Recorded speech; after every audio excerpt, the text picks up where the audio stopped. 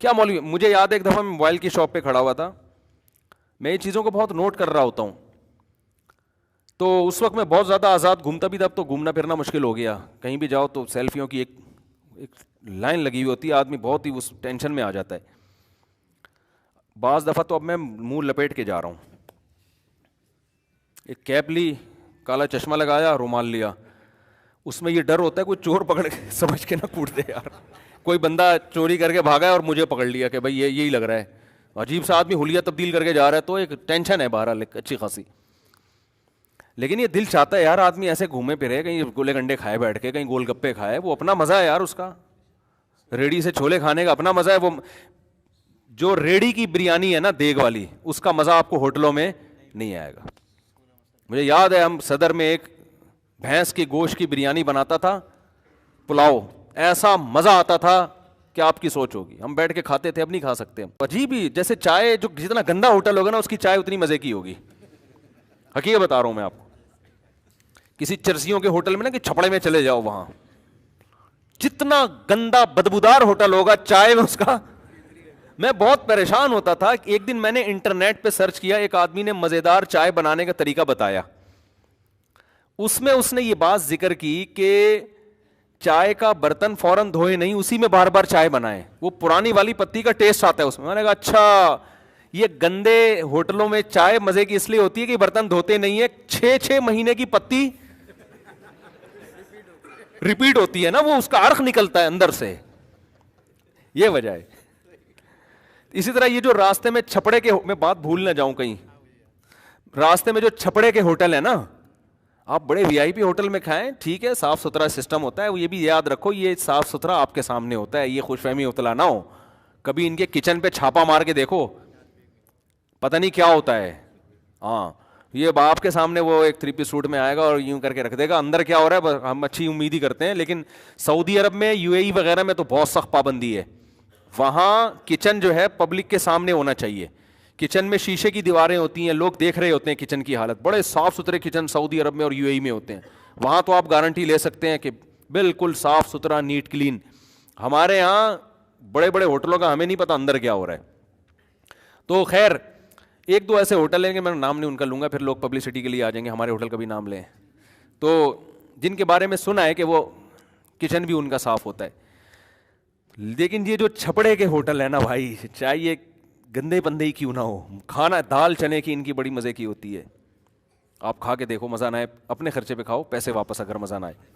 اور ان کی چائے مزے کی ہوتی ہے. تو میں جب ٹریولنگ کرتا ہوں نا لانگ ڈرائیو پہ, تو میں اکثر کوشش کرتا ہوں کسی چھپڑے کے ہوٹل پہ, منجی پہ نہیں جس میں نیچے سے بھی ہوا لگتی ہے, ایسی منجی پہ بیٹھ کے آدمی کھانا کھائے. اس کا ایک فائدہ یہ ہوتا ہے نیچے سے بھی ہوا لگ رہی ہوتی ہے اس میں, حقیقت ہے نا. وہاں جب ایسی پکی جگہ پہ بٹھاتے ہیں تو سائڈوں سے تو ہوا لگتی ہے, بیڈ پہ بھی ایسا ہی ہے. تو خیر, تو کوئی گاؤں کا ماحول ہو, ایسے چھپڑا پڑا ہو نا, تو بکریاں وکریاں گھوم رہی ہوتی ہیں, کوئی کھیت ویت, راستے میں ان ہوٹلوں میں کھانے کا بھنڈی کھاؤ مزہ نہ آئے, ایسا ٹیسٹ آ رہا ہو. تو شاید اس کی وجہ یہ بھی ہے کہ وہ لکڑی کی آگ پہ پکاتے ہیں, تو لکڑی کی آگ کا اپنا ہی الگ ٹیسٹ ہوتا ہے. اور پھر وہ ان کی روٹی بھی بڑی زبردست ہوتی ہے. خیر, لوگ بھی بولیں گے یار پتہ نہیں کیا کس سے لے کے بیٹھ جاتا. بات کیا کر رہا تھا میں, بس یہ بات بیان ختم ہو رہا ہے. موبائل شاپ پہ کیوں گیا تھا میں؟ ہاں نہیں, یہ ہاں موبائل شاپ کی بات کر رہا تھا. مجھے یاد ہے کوئی بڑا کوئی تاجر تھا, موبائل کی بڑی دکان تھی. تو اب لوگ نا مذہب کا مذاق اڑانے لگے ہیں, یہاں تک نوبت پہنچ گئی ہے. تو اس سے کوئی موبائل کی کوئی خرید رہا تھا, تو تھا وہ لبرل سا لڑکا, داڑھی بھی نہیں تھی اس کی, کوئی ٹوپی شوپی بھی نہیں, ایسے جیسے عام طور پہ لڑکوں کا ڈریس ہوتا ہے. تو جب اس سے کوئی بات اس نے کی تو اس نے کہا بھائی یہ شریعت میں حرام ہے اس طرح سے پرچیزنگ کرنا.